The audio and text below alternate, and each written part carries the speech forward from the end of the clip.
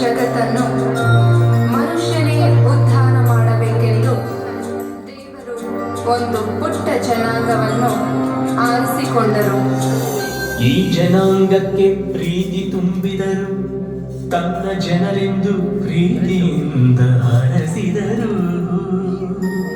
ಆದರೆ ಜನಾಂಗ ಪ್ರೀತಿ ಮರೆತು ಸ್ವಾರ್ಥಿಗಳಾಗಿ ಬೆಳೆದರು. ದೇವರಿಂದ ದೂರಾದರು, ಸಿಡಿದೆದ್ದು ತಂಗೆಗೆದ್ದರು. ದೇವರಿಂದ ದೂರ ಹೋದರು, ಬಲು ದೂರ ದೂರ ಹೋದರು.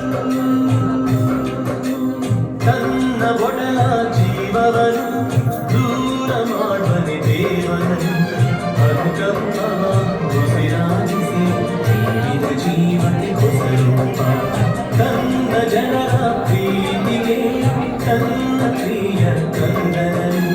ಜಗದಾತ್ಮನ ಜಗಜ್ಯೋತಿಯ ಗುರಿಗೆ ಇಂದು ಕಳಿಸಿದನು, ಗುರಿಗೆ ಇಂದು ಕಳಿಸಿದನು.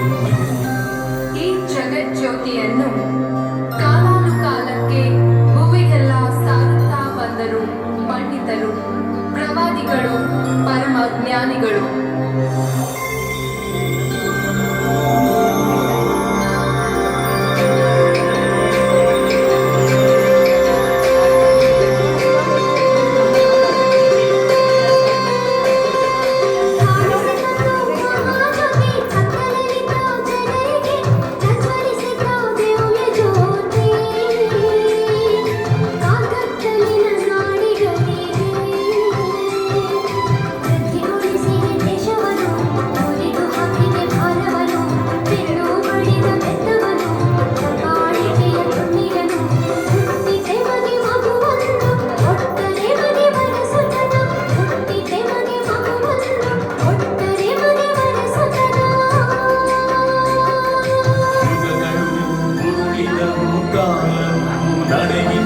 ಪ್ರವಾದಿಗಳ ನುಡಿಯಂತೆ ಧರೆಯಲಿ ಭುವಿಯಲಿ ಜನನವಾಯಿತು, ಕ್ರಿಸ್ತ ಜನನವಾಯಿತು.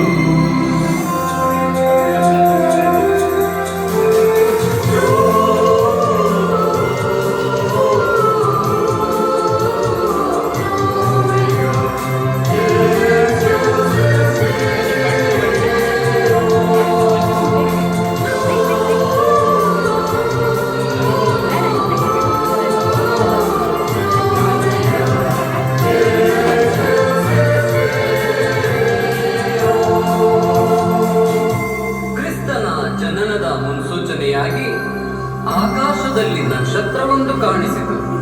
ಇಲ್ಲಿನ ಜನರಿಗೆಲ್ಲ, ದೂರ ದೇಶದ ಜ್ಞಾನಿಗಳು ಚುಕ್ಕಿಯ ನೋಡಿದರು, ನಕ್ಷತ್ರದ ಬೆನ್ನಲ್ಲೇ ನಡೆದರು, ಜ್ಯೋತಿಯ ಹುಡುಕುತ್ತಾ ಬಂದರು, ಆ ಮಹಾಜ್ಯೋತಿಯ ಹುಡುಕುತ್ತಾ ಬಂದರು.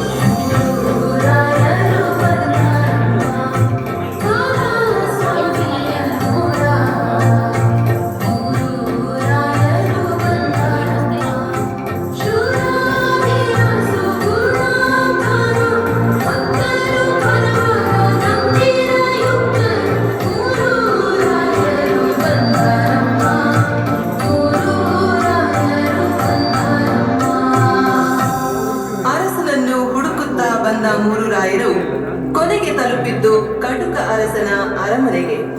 ಆಗ ಹೆರೋದ ಗಲಿಲೆಯದ ಸಿಂಹಾಸನದಲ್ಲಿ ಕುಳಿತಿದ್ದ.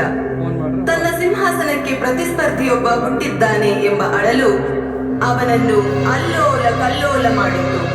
ಬೆತ್ಲೆಹೇಮಿನಲ್ಲಿ ಹುಟ್ಟಿದ ಮಹಾಜ್ಯೋತಿಯನ್ನು ಆರಿಸಲು ಸೈತಾನನ ಶಕ್ತಿ ಹೆರೋದನ ಆತ್ಮವನ್ನು ಸೇರಿಕೊಂಡಿತು. ಕೆಂಡವಾಗಿ ಕಿಡಿಕಾರಿದ ಅಟ್ಟಹಾಸ ಮೆರೆದಾಡಿತು, ಬರುವನು ಹುಡುಗನು ಸೈನ್ಯವ ಹತ್ತಿರ.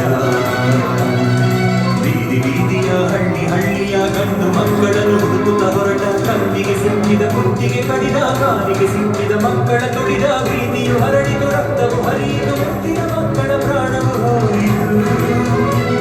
ನರಮೇಧದಲ್ಲಿ ಮದವೇರಿದಂತೆ ಗಂಡು ಮಕ್ಕಳ ಕೊಲ್ಲಿಸಿದ, ಮುದ್ದು ಮಕ್ಕಳ ಸೀಡಿಸಿದ. ಕಂದನನ್ನು ಹುಡುಕಾಡಿದ ಕೈಗಳು ಬರಿದಾಗಿ ಹಿಂದಕ್ಕೆ ಬಂದವು. ಕಟುಕ ಅಧಿಪತಿಯ ಕಣ್ಣಿಗೆ ಸ್ವರ್ಗದ ಆ ಮಹಾಜ್ಯೋತಿ ಕಾಣಿಸಲಿಲ್ಲ. ಆದರೆ ಸಮಾಜದಿಂದ ತಿರಸ್ಕೃತಗೊಂಡಿದ್ದ ಬಹಿಷ್ಕಾರದ ಪ್ರಜೆಗಳಂತಿದ್ದ ಗುಡ್ಡಗಾಡುಗಳಲ್ಲಿ ಕುರಿ ಮೇಯಿಸುತ್ತಿದ್ದ ಕುರುಬರಿಗೆ ಆ ಸಂದೇಶ ಕೇಳಿಸಿತು. ಅದೋ ನೋಡಿ, ಆಕಾಶದಲ್ಲಿ ದೂತವೃಂದ ಹಾಡುತ್ತಿದೆ. ಸಂತಸದ ಸಂತೋಷದ ಆ ಸಂದೇಶ.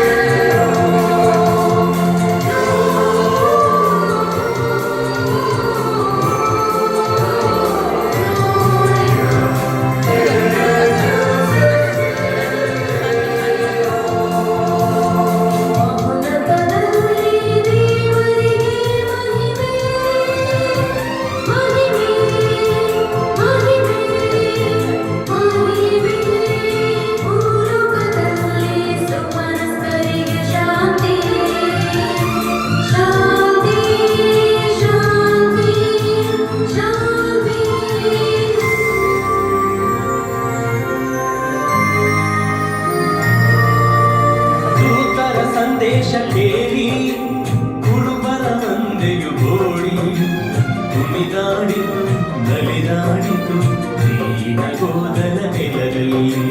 ಕುಣಿದಾಡಿತು ನಲಿದಾಡಿತು ದೀನಗೋದಲ ನೆಲದಲ್ಲಿ.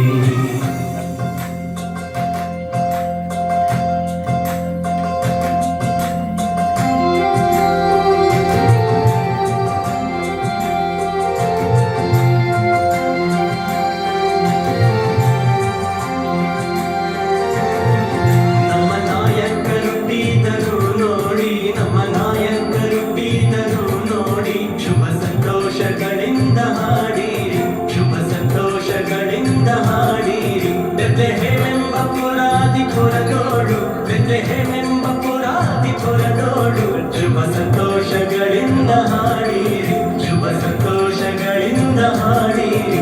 ಕೊಲ್ಲ ಜನರೇ ಕೇಳಿರಿ ನೀವೀಗ, ಕೊಲ್ಲ ಜನರೇ ಕೇಳಿರಿ ನೀವೀಗ, ನಮ್ಮ ನಾಯಕರುಟ್ಟಿದ್ದರು ನೋಡಿ, ನಮ್ಮ ನಾಯಕರುಟ್ಟಿದ್ದರು ನೋಡಿ.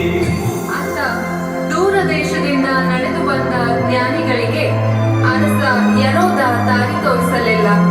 ಆದರೆ ಆಗಸದ ನಕ್ಷತ್ರ ದಾರಿ ತೋರಿಸಿತು. ಅಹಂಕಾರಿ ಹೃದಯದ ಅರಸನಿಗೆ ಸ್ವರ್ಗದ ಜ್ಯೋತಿಯು ಕಾಣಲಿಲ್ಲ. ಆದರೆ ಮುಕ್ತ ವಿಶ್ವಾಸದಲ್ಲಿ ಬಂದ ಜ್ಞಾನಿಗಳಿಗೆ ಆ ಮಹಾಜ್ಯೋತಿ ಕಾಣಿಸಿತು. ಜ್ಞಾನಿಗಳು ಕಂದನನ್ನು ಕಂಡು ನಮಿಸಿದರು.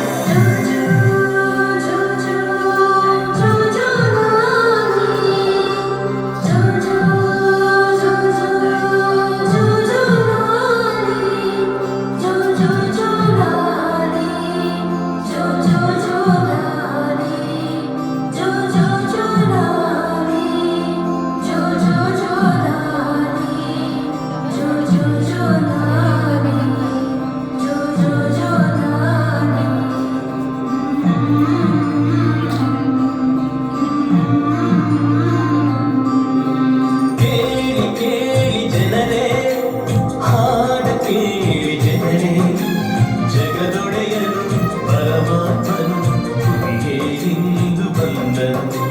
ಕುರುಬರು ಕುಣಿದು ಹೋದರು, ರಾಯನು ನಮಿಸಿ ಹೋದರು. ಜಗಜ್ಯೋತಿಯು ಧರೆಗಿಳಿದು ಜಗತ್ತಿಗೆ ದೀಪವಾಯಿತು. ಜಗಜ್ಯೋತಿಯು ಧರೆಗಿಳಿದು ಜಗತ್ತಿಗೆ ದೀಪವಾಯಿತು. ಈ ಜಗತ್ತಿನ ಜನರನ್ನು ಉದ್ಧಾರ ಮಾಡಲು ಪ್ರಭು ಯೇಸು ಈ ಭೂಮಿಯಲ್ಲಿ ಅವತರಿಸಿದರು. ಮುಗ್ಧ ಮಗುವಿನ ರೂಪದಲ್ಲಿ ಈ ಪುಟ್ಟ ಕಂದನ ಹೆಜ್ಜೆ ಹೆಜ್ಜೆಗಳಲ್ಲಿ ಜೀವ ಚಿಗುರಿತು, ಪ್ರೀತಿ ಬೆಳೆಯಿತು. ಈ ಪುಟ್ಟ ಕಂದ ದೇವಾಲಯದಲ್ಲಿ ಕಾಣಿಕೆಯಾದ, ನಜರೇತಿನಲ್ಲಿ ಮಗುವಾದ, ಜೆರೂಸಲೇಮಿನಲ್ಲಿ ಜ್ಞಾನಿಯಾದ, ಗಲಿಲೆಯದಲ್ಲಿ ಜನಪ್ರೇಮಿಯಾದ, ಕೊನೆಗೆ ತನ್ನ ತಂದೆಯ ಆಲಯದಲ್ಲಿ ಅಭಿಷೇಕಗೊಂಡು ಜನತೆಯ ಉದ್ಧಾರಕ್ಕೆಂದು ಹೊರಟ.